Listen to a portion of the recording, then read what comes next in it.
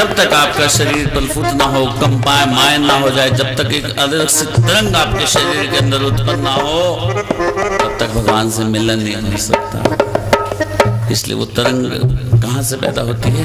जब हम प्रभु की साथ अपनी आंखों को, अपने हृदय को बिल्कुल हृदय से नतमस्तक हो जाते हैं, उनके चरणों पे लौट जाते हैं।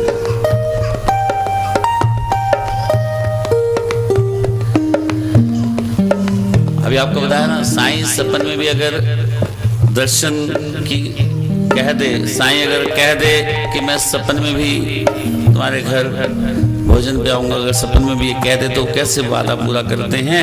इसलिए साईं अगर किसी को जीने का, किसी की रक्षा का भी अगर वचन देते हैं तो भले वो किसी जन्म में भी चले जाए, फिर साईं अपना वचन निभाते हैं। ना जाने किस जन्मों की तुम भी फल साईं दे रहे हैं कि आप उसकी साईं की कथा को सुन रहे हैं। सुनता नीचे चल जाए, नीचे नीचे चल।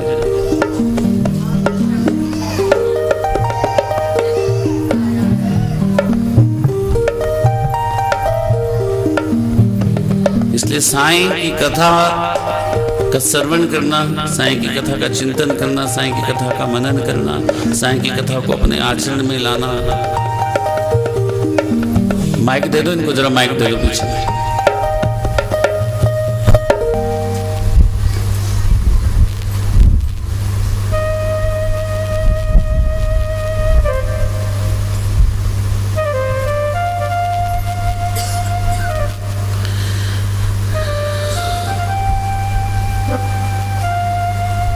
कौन सी कथा कहने जा रहे थे हम?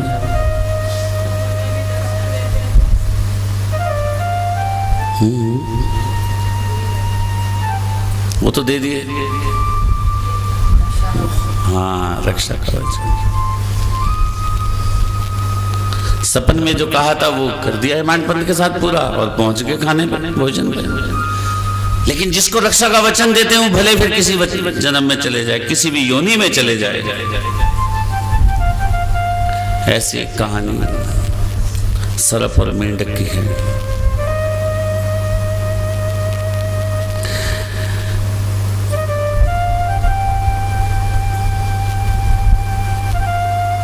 एक बार बाबा नदी के तीर की ओर चले जा रहे थे। मंद मंद हवा चल रही थी। आहा, साथ में एक नदी बह रही थी, बल खाती उसकी खलखल कलकल की आवाज, और फिर हवाओं की आवाज। हवाएं तो आज इतना प्रसन्न हो रही थी, भगवान ने आज इतना उनको सुख दे दिया कि हवाएं चरणों पर लौट रही है। हवाएं साईं के चरणों के आगे जो फूल कंकड़ा रहे उनको हवा से वो परे कर रही है, साफ कर रही है। आहा, और बाबा मस्त मस्त चलकर मस्ती से ठीक एक नदी के तीर पर चल जाते हैं और बड़े से पत्थर के ऊपर बैठ जाते हैं। आज तो हवाओं ने भी अपने भाग्य को अच्छा समझा कि आज हम बाबा के आसपास लौटेंगे। और बाबा इतने मस्त कि बैठे ऊंचे टीले पर शांत मुद्रा में चिलम की तैयारी करने लगे। इतने में एक राहगीर वहां से गुजर रहा था। उसने देखा, अरे आज साईं इधर। फटाफट बाबा के पास, अरे साईं आज आप यहाँ पे। चरण पकड़ता है बाबा के। अभी दोनों बात ही कर रहे थे, बिल्कुल शांत वातावरण था कि सुई भी गिर जाए तो उसकी आवाज आ जाए। लेकिन उतने में ही इतने शांत वातावरण में एक खलल मच जाता है, एक विधन पड़ जाता है और एक मेंढक की जोर जोर से टर टर टर्राने की आवाज आने लग जाती है। वो मेंढक इतना चिल्ला रहा होता है, बचाओ बचाओ बचाओ बचाओ बचाओ।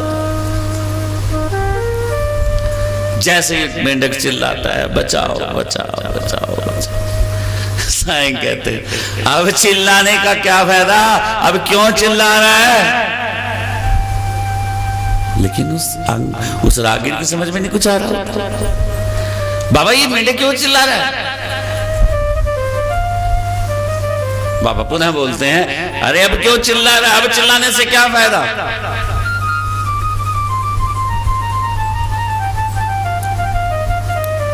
राहगीर पूछता है, बाबा ये क्या शोर है तुझे? अरे वहां नदी में एक सांप मेंढक को निगल रहा है और वो मेंढक जो है रक्षा की गुहार लगा रहा है। फटाफट आगे तक जो होता राहगीर होता फटाफट जाता है और जब देखता नदी के क्या होता है, एक बड़े से पत्थर के पास जो है एक सांप ने मेंढक को निगल रहा है। कमर तक वो निकल गया तो सिर्फ मुंह रह गया था उसको निकलने के लिए कि अब निकला तब निकला। और जैसे वो इतना भयानक सांप दिखता है लेकिन उसकी हिम्मत नहीं होती आगे से, बाबा बाबा अरे तो सांप मेंढक को निकल रहा, आप तो सच कह रहे थे वही हो रहा है, अरे इसको मारो अभी निकल जाएगा मेंढक को। ऐसे कैसे निकल जाएगा? ऐसे कैसे निकल जाएगा? ये मैं क्या यहाँ ऐसे ही बैठा हूं? मैं यहां इसीलिए तो आया हूं उसकी रक्षा करने के लिए, ऐसे कैसे निकल जाएगा? फटाफट भागा भागा और आगे फिर बाबा के पास, बाबा वो अगर अब उसको बचाया नहीं तो बस समझो मेंढक को उसने खा लिया। ऐसे कैसे खा लेगा? ऐसे कैसे निकल जाएगा? बाबा उतरते हैं पत्थर से, उसी पर आते हैं, बाबा नहीं नजदीक मत जाओ, सांप बहुत जहरीला है। अरे और जैसे ही बाबा उसके नजदीक आते हैं बाबा चिल्लाते हैं, अरे ओ वीरभद्रप्पा, अरे अब तो छोड़ दे, अब तो वैर छोड़ दे, अब तो शांति से रह, इस जन्म में भी क्या बैर करता रहेगा? छोड़ दे इसको। और जैसे ही बाबा बोलते हैं ऐसे ही वो सर्प जो है मेंढक को छोड़ देता है और उसकी तो बेचारे की जान बची। भागा भागा पटक कर अलोप हो जाता है और सांप भी अलोप हो जाता है। ताली बजा दो, मेंढक बच गया बेचारा। अब राहगीर पूछता है, बाबा ये क्या चमत्कार, आपने क्या ऐसा कहा? क्या वीरभद्रप्पा, कोई वीरभद्रप्पा कौन है? इसका क्या आपने नाम लिया और वो सांप छोड़ गया उसको, मेंढक को? तब बाबा ने कहा, ये जो सांप था वीरभद्रप्पा, जो मेंढक था ये चेनसप्पा नाम था इसका। पूर्व जन्म में दोनों आपस में लड़ रहे थे। खैर कहानी वो बहुत लंबी है, लेकिन दोनों में इतना वैर हो गया था। एक बार वीरभद्रप्पा चेनसप्पा को मार रहा था तो चेनसप्पा मस्जिद में आ गया और मेरे पांव पकड़ लिए तो उसने विनती की कि मुझे मार देगा। तब मैंने चेनसप्पा वीरभद्रप्पा को भगा दिया, तो छोड़ दे इसको। लेकिन फिर चेनसप्पा ने कहा कि नहीं मैं बाहर जाऊंगा, ये फिर मुझे बाहर अकेले में पकड़ के मारेगा। तब मैंने उसे वचन दिया था, इस जन्म में क्या तू किसी भी जन्म में जाएगा तुझे ये मार नहीं सकेगा। और मैंने आज वचन अपना निभाया। ये सर्प योनि में आ गया था लेकिन इसने फिर भी अपना वो वैर वैसे ही प्रवृत्ति छोड़ी नहीं, फिर इसको मारने लगा। लेकिन मुझे तो अपना वचन निभाना था, मैं आ गया। इसलिए मेरा साईं कहता है कि मेरा भगत कहीं भी हो, किसी जन्म में भी चल जाए, किसी योनि में भी चल जाए, अगर मैंने उसको एक बार रक्षा का वचन दे दिया तो दे दिया, फिर भले ही उसको कोई कितना वैरी करता रहे। मेरे भगत को कभी कोई नुकसान नहीं पहुंचा सकता, मेरे भगत को कभी कोई हानि नहीं पहुंच सकता, मेरे भगत के घर कभी अन्न वस्त्र धन का अभाव नहीं होगा। ये बाबा का वचन है। बाबा अपने भक्तों पर कभी भी कष्ट नहीं आने देता, ये अटल सत्य है। इस शिक्षा से हमें बाबा यही सीख दे रहे हैं।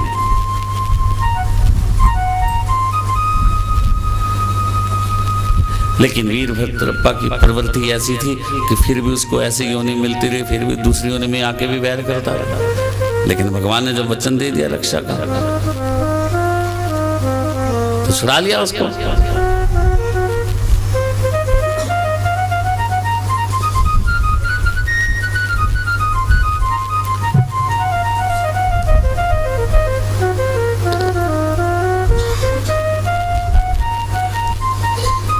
बाबा का इलाज करने का बड़ा तरीका अच्छा होता था।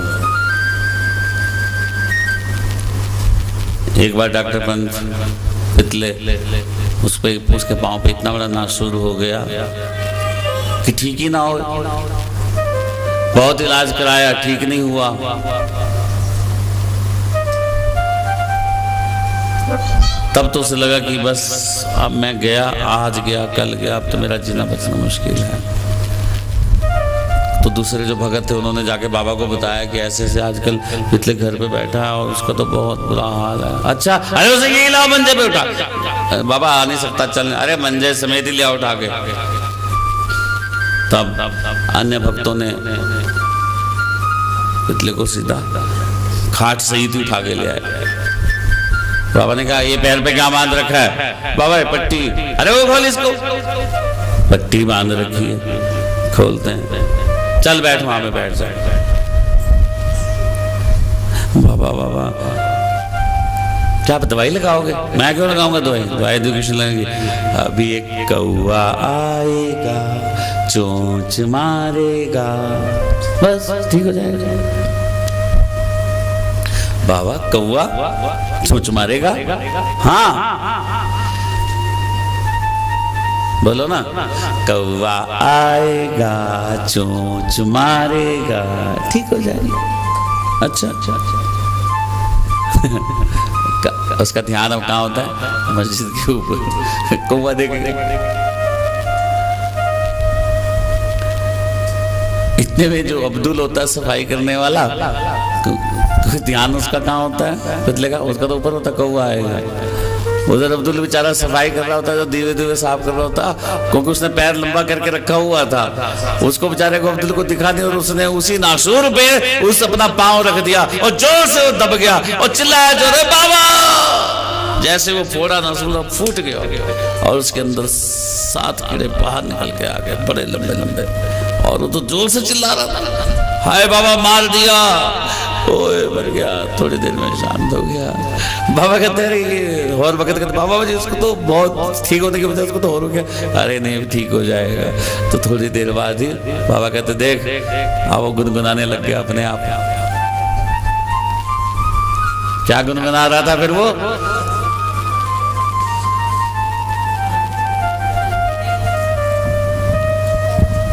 करम कर मेरे हाल पर तू करीम, तेरा नाम रहमा और रहीम। तो वो क्या कहता है? गीत गा रहा है। करम कर मेरे हाल पर तू करीम, करम कर मेरे हाल पर तू करीम, तेरा नाम रहमा और रहीम, तेरा नाम रहमा और रहीम।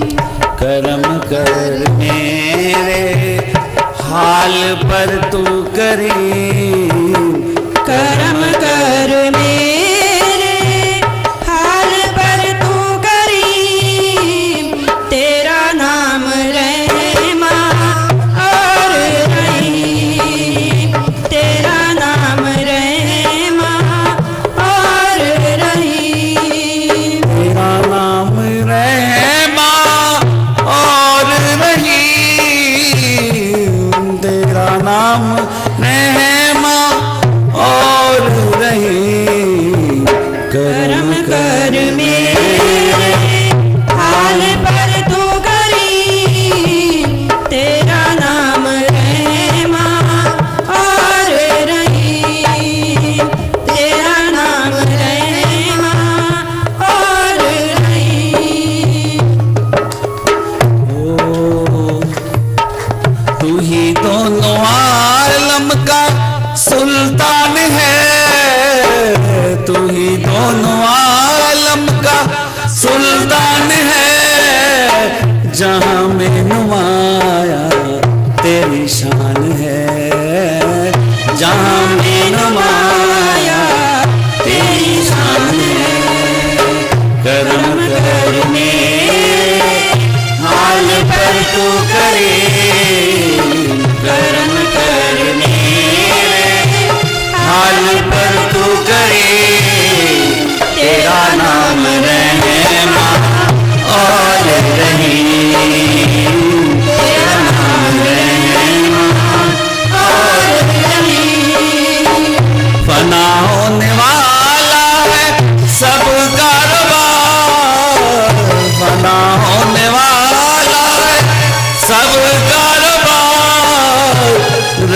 नूर तेरा सदा अस्कदार, रहे नूर तेरा सदा अस्कदार।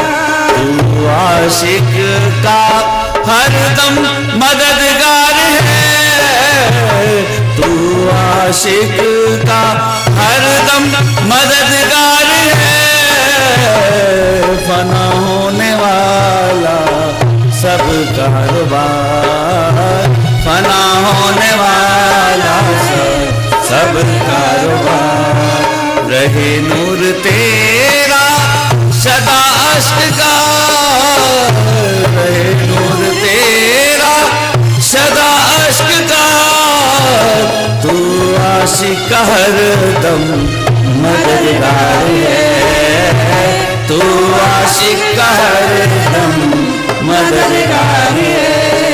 करम कर मेरे हाल पर तू करीम, करम कर मेरे हाल पर तू करीम। तेरा नाम रहमा और रहीम, तेरा नाम रहमा और रहीम। तू आशिक का हरदम मददगार है। भगवान से प्रेम करो ना तो आशिक की तरह करो। जब तक आप आशिक अपने आशिक को ना देख ले तो चैन नहीं मिलता। जब आप आशिक की तरह प्यार करने लग जाओ कि तो जब तक भगवान के दर्शनों की छवि आपके मन में नहीं आएगी, आंखों में नहीं आएगी, आपको नींद आ ही नहीं सकती।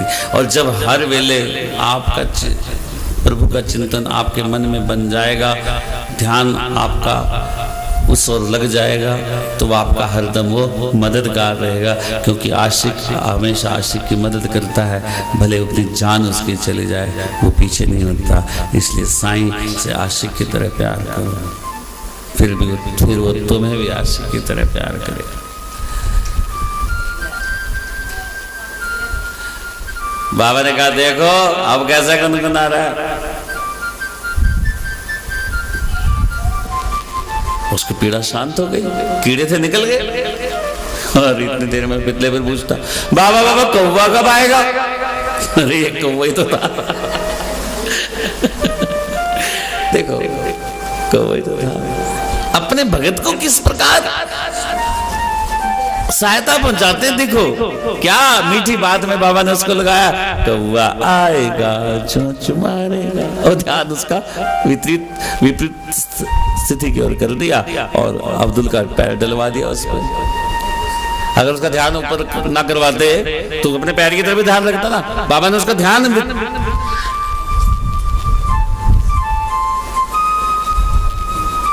इसका मतलब क्या है कि साईं जब अपने भक्तों के दुखों को, कष्टों को दूर करता है ना,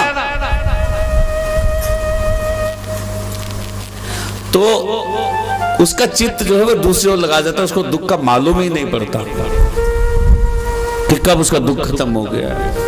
वो ऐसा कोई साथी भेज देता है कि उसको पता ही नहीं होता। इसलिए साईं जब रक्षा का वचन देते हैं तो ऐसे करते हैं। मेंढक वाली कहानी सुनी आपने। और जब किसी का रोग में मिटाना हो, कष्ट मिटाना हो तो कैसे मिटाते हैं।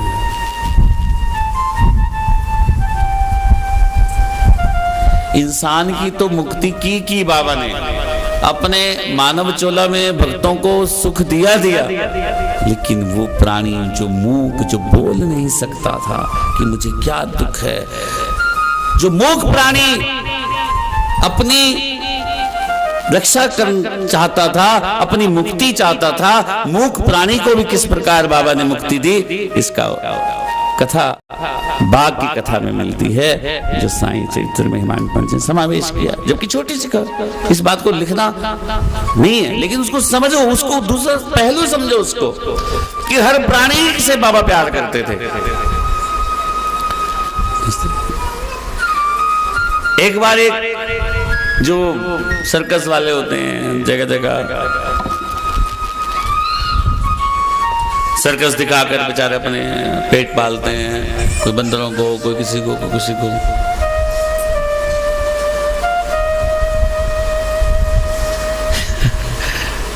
तो मेरी सीढ़ी देख लेना घर पे। तो घर पे देख लेंगे।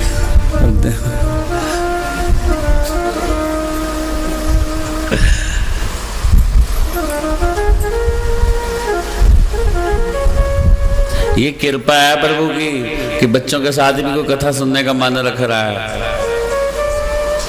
नहीं तो कहते नहीं। और गुड़गांव से यहाँ भेज दिया तुझे तो समझ ले साईं की तेरी पे कृपा हो गई। अब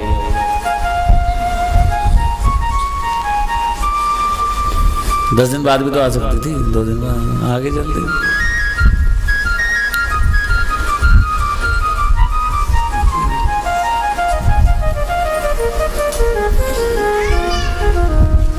तो किस प्रकार बाबा मूक प्राणी जो बेचारा बोल नहीं सकता उसकी भी रक्षा करते हैं, उसकी भी सुरक्षा करते हैं।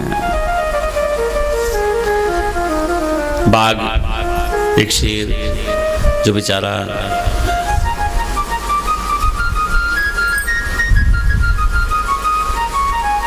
शिकारियों के पंजे फंस गया और उन्होंने उसका पिंजरे में बंद करके उसको पैसा कमाने का जरिया बनाया, लेकिन वो बीमार पड़ गया।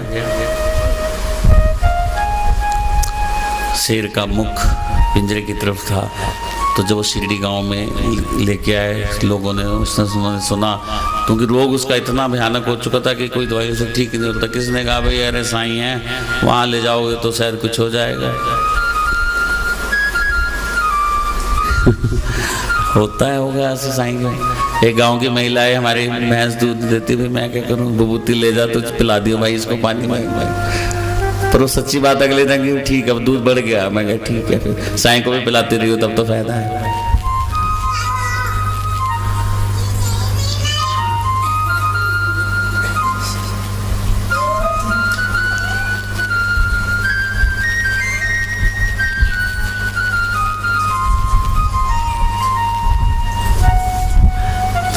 माइक पे सुन ले यार।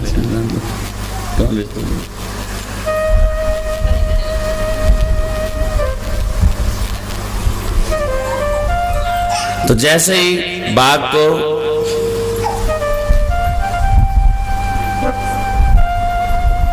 बाघ के पिंजरे में बांधकर मस्जिद के सामने लाया जाता है और शेर को पिंजरे से निकालकर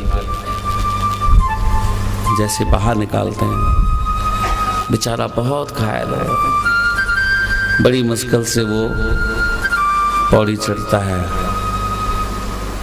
मस्जिद की। उसकी आंख और साईं की आंख जब मिलती है तो दोनों की बात होती है। कितने दया आई होगी साईं को उस बाघ को, और उस बाघ ने कितनी दयापूर्ण साईं से बात कही होगी। सोचो जरा, चिंतन करो कि उसने क्या कहा होगा।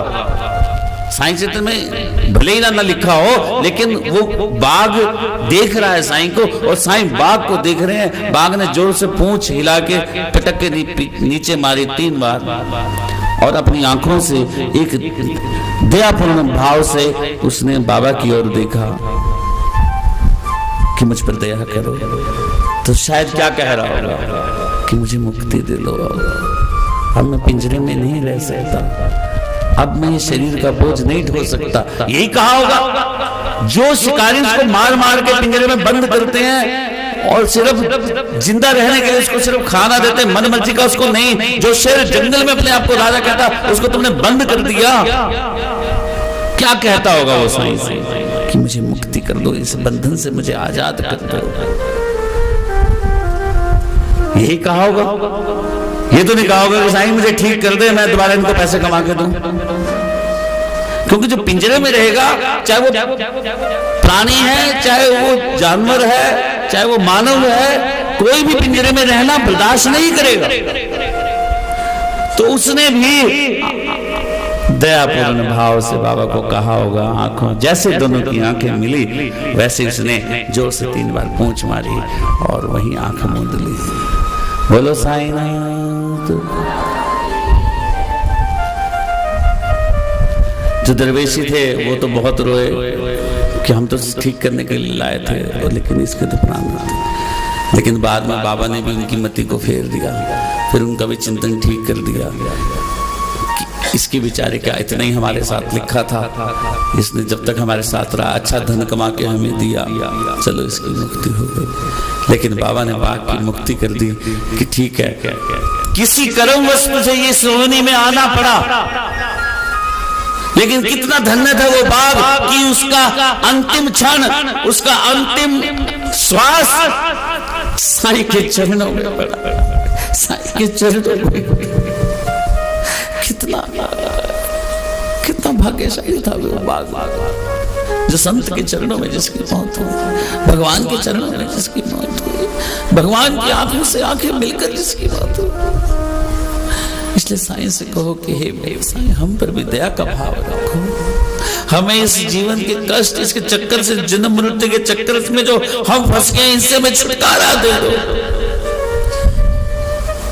ये जो जिंदगी का चक्र है, ये जो पिंजरा है, इस पिंजरे से हमें आजाद कर दो। ये मोह माया का जो पिंजरा है, इससे हमें आजाद कर दो।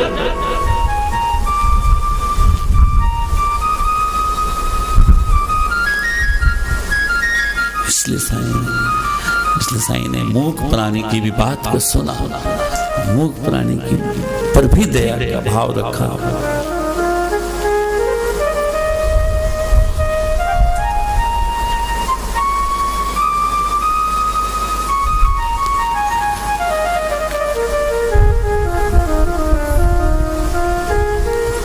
इसलिए बाबा ने बाघ को भी मुक्ति दी। क्या वो इंसान को नहीं देगा जो उसका नाम भज सकता है, उसका नाम का कीर्तन कर सकता है, उसके नाम का चिंतन कर सकता है, उसके नाम का मनन कर सकता है, उसकी कथा का श्रवण कर सकता है? क्या उसकी मुक्ति नहीं करेगा? करेगा, लेकिन कहना पड़ेगा, बोलना पड़ेगा, स्मरण करना पड़ेगा, चिंतन करना पड़ेगा।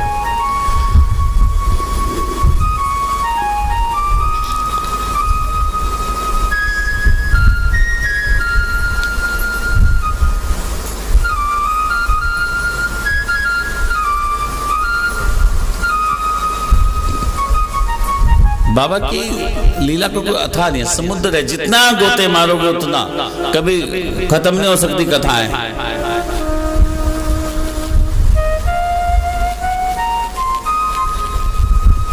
बाबा ने देह त्यागने से पहले अपने संकेत दे दिए थे। जब एक दिन दशहरा का दिन निश्चित कर दिया था। दशहरा एक दिन दशहरा था जब, तो बाबा साहब दशहरा के लोग करके आ रहे थे, तो बाबा मस्जिद की बाहर खड़े हो गए और पूर्ण निर्वस्त्र हो गए और कहा, देखो लोगों, गांव वालों, देखो कि मैं हिंदू हूं कि मुसलमान हूं, फिर मत मुझे कहना। बाबा ने देखा क्या हो गया, सब लोग घबरा गए।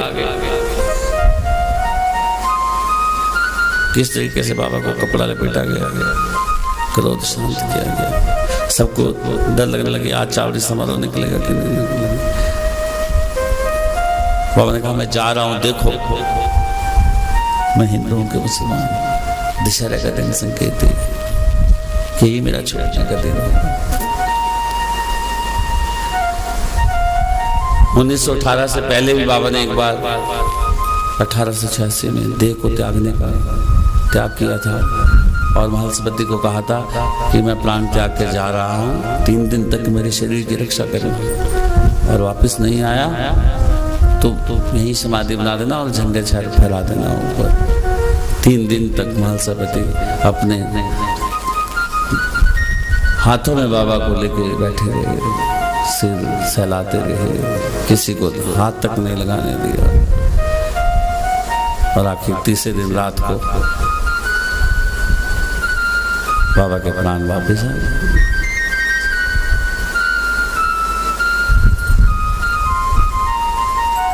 वहां भी बाबा ने समझाया,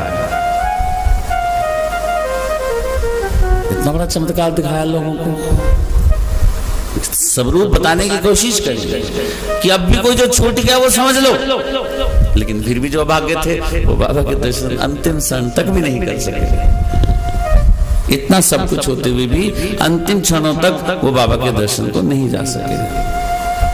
ऐसा क्यों? क्योंकि उनके कर्म में नहीं लिखा था इसलिए सिमांड मंत्र जी कहते हैं कि साईं सच्चर को तो सुनते, तो साईं कथा को सुनेगा समझो वो अपने पूर्व जन्मों के अच्छे कर्मों का फल पा रहा है।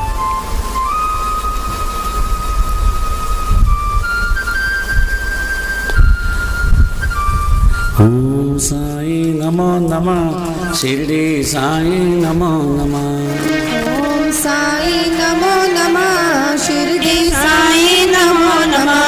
जय जय साईं नमो नमः, सद्गुरु साईं नमो नमः। ओम साईं नमो नमः, शिरडी साईं नमो नमः। जय जय साईं नमो नमः, सद्गुरु साईं नमो नमः।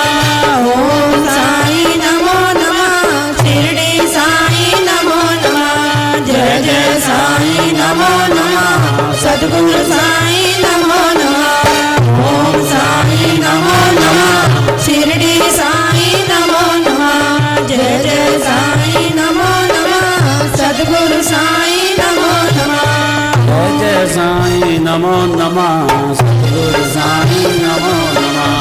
जय जय साईं नमो नमः, सद्गुरु साईं नमो नमः। ओम साईं नमो नमः, शिरडी साईं नमो नमः। जय जय साईं नमो नमः, सद्गुरु साईं नमो नमः। ओम साईं नमो नमः, शिरडी साईं नमो नमः। जय जय साईं नमो नमः, सद्गुरु साईं नमो नमः। ओम साईं नमो नमः, शिरडी साईं नमो नमः। जय जय साईं नमो नमः, सद्गुरु साईं नमो नमः। ओम साईं नमो नमः, शिरडी साईं नमो नमः। जय जय साईं नमो नमः, सद्गुरु साईं नमो नमः। ओम साईं नमो नमः, शिरडी साईं नमो नमः। जय जय साईं नमो नमः, सद्गुरु साईं नमो नमः। ओम साईं नमो नमः। जय जय साईं नमो नमः। बोलो सद्गुरु साईनाथ महाराज ओम अनंत कोटि ब्रह्मांड नायक राजाधिराज योगीराज परम श्री सच्चिदानंद सद्गुरु साईनाथ महाराज की जय। बाबा जिसको एक बार बोल देते थे कि तेरे साथ ऐसा होगा तो होगा ही होगा, समझो। एक बार एक विद्यार्थी जो वकालत की पढ़ाई कर रहा था, पढ़ने में कमजोर था और उसको बाबा ने कह दिया नहीं नहीं तो पास हो जाएगा, ज्योतिषियों की बात को मत मान, पास हो जाएगा। अच्छा बाबा मैं पास हो जाऊंगा, हाँ पास हो जाएगा। स्कूल कॉलेज में जाते हैं तो कुछ विद्यार्थी जो आपस में निर्णय करते हैं कि हम आपस में एक दूसरे को प्रश्न उत्तर देते हैं, देखते हैं कौन कितना काबिलियत रखता है।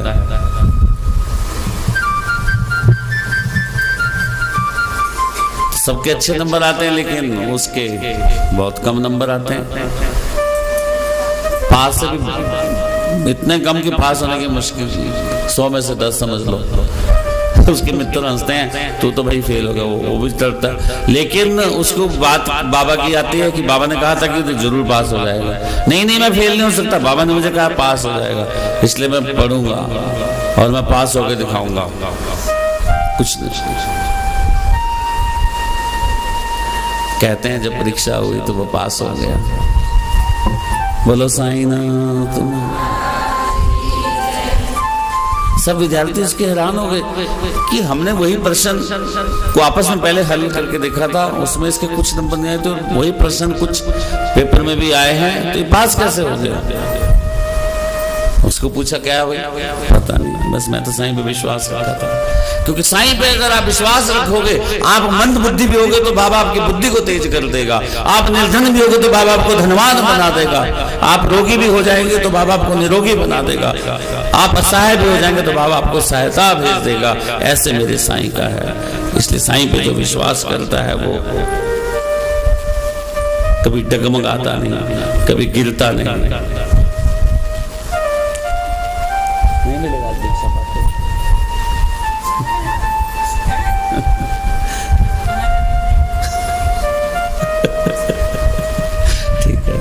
भगत भिक्षा पात्र वो कहते अमीर है। बोलो साईं नाथ।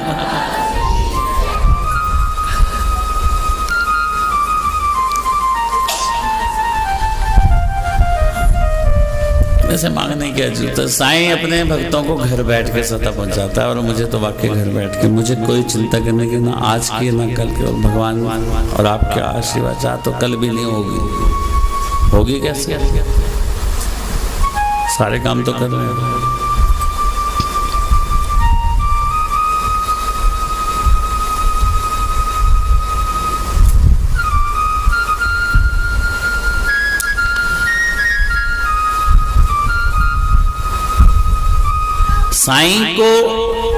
साईं के जीवन काल में कई लोग साईं का मजाक उड़ाते थे। अरे क्या है, कैसा कोई संत है कोई?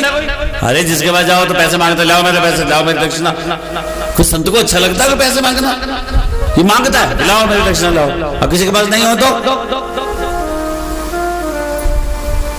और उस जमाने में बाबा कितने मांगते थे? 10 रुपए लाओ, 15 रुपए, जहां आने का जमाना था। सोचो आज की डेट में 11,000 या 21,000 होंगे। क्यों रेखा जी? बनिए जल्दी से, उठते ना ला। अरे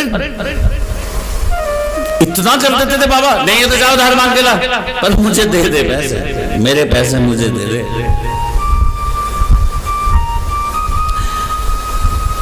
वैसे तो शास्त्रों में कहा गया है कि कभी भी संत और गुरु के पास जाना हो तो खाली हाथ नहीं जाना चाहिए। उनका दर्शन उनके सम्मान के मुताबिक दक्षिणा देकर करना चाहिए, खाली हाथ नहीं जाना चाहिए। और जब भगवान भी अपनी पूजा में दक्षिणान समर्पयामि कहता है तब तक फलित नहीं करता, तो क्या संत को लेने में मुश्किल है क्या? संत भी तो उसका प्रतिनिधि है। इसलिए संत अगर साईं अगर मांगता था तो वो बुरा नहीं करता था। दक्षिणा मांगकर बाबा अपने भक्तों को किसका पाठ पढ़ाया करते थे? त्याग का। देना सीखो, क्योंकि जब मोह माया में हम बंधे रहेंगे ना, पकड़े रखेंगे पैसे। लेकिन दक्षिणा मांग के वो देने की भावना उत्पन्न करते कि मेरे भक्तों के अंदर देने की भावना उत्पन्न हो।